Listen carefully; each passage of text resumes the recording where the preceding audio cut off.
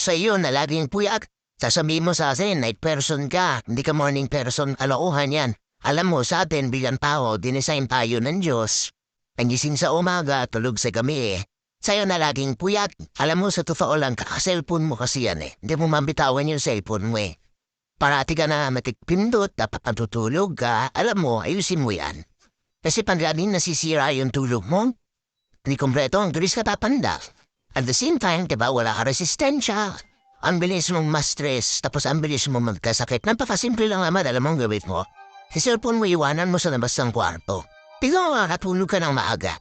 Yung PC mo, yung up mo, i-off mo na yan pagdating ng alas 9, alas 10 kasi alam mo, hindi ako naniniwala sa mga nightlight person na yan. Sa totoo lang, wala kang disiplina.